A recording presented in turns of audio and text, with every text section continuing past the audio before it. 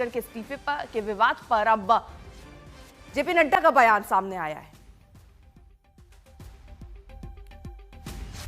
तो अब कई तरीके के सवाल सामने आ रहे हैं। अब देखिए, नड्डा कह रहे हैं कल शाम 4:30 बजे बैठक में मैं नहीं था, क्योंकि अब बार बार ये सवाल बीजेपी से पूछा जा रहा है कि क्या कोई दबाव बनाया गया, दबाव की वजह से इस्तीफा दिलाया गया। क्योंकि जगदीप धनखड़ ने हालांकि सबका आभार अपने पत्र में जताया है और ये भी कहा है कि वो स्वास्थ्य कारणों से इस्तीफा दे रहे हैं। हिमांशु, नड्डा का ये बयान कि कल शाम 4:30 बजे की बैठक में मैं नहीं था।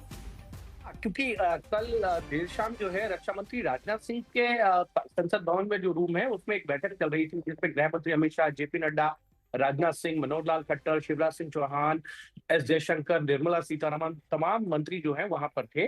और एक मोशन के लिए सभी राज्यसभा के सांसदों को जो है वो बुलाया गया था।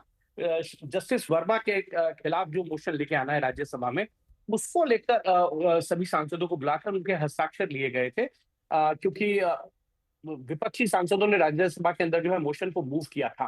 तो ऐसे में जेपी नड्डा और किरण रिजिजू जो संसदीय कार्य मंत्री हैं, वो रक्षा मंत्री राजनाथ सिंह के रूम में जो बैठक चल रही थी उसमें गए। और एल मुरुगन जो संसदीय कार्य राज्य मंत्री हैं, जो राज्यसभा में संसदीय कार्य मंत्री के काम को देखते हैं, और उनकी गैर मौजूदगी में उन्होंने जाकर बीएससी की मीटिंग में ये भी कहा कि आज जो है जेपी नड्डा और किरण रिजिजू नहीं आ पाए हैं, कल इसे रीशेड्यूल किया जाए कल के लिए।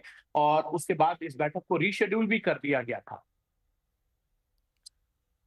फिलहाल जो नड्डा का बयान आया कि किसी अन्य संसदीय कार्य में मैं व्यस्त था, मीटिंग में मैं था नहीं। अब कई तरीके के सवाल यहां पर खड़े होते हुए नजर आ रहे हैं। हमारे साथ मौसमी भी है, हमारे साथ संजय भी, हमारे सहयोगी मौजूद हैं। लेकिन हिमांशु, अब क्योंकि ये एक ऐसा विषय हो गया है, क्योंकि कल वो ऐसा नहीं है कि वो कुछ उनको बीमार महसूस उन्होंने किया या तबीयत उनकी बिगड़ी, पूरा सत्र जो पहला दिन था उन्होंने उसको चलाया, उसके बाद इस्तीफा दे दिया। इसलिए विपक्ष सवाल पूछ रहा है कि क्या कोई दबाव बनाया गया, क्या दबाव बनाकर क्या इस्तीफा दिलवाया गया। इस चीज का कहना बड़ा मुश्किल है कि दबाव बनाया गया या नहीं बनाया गया।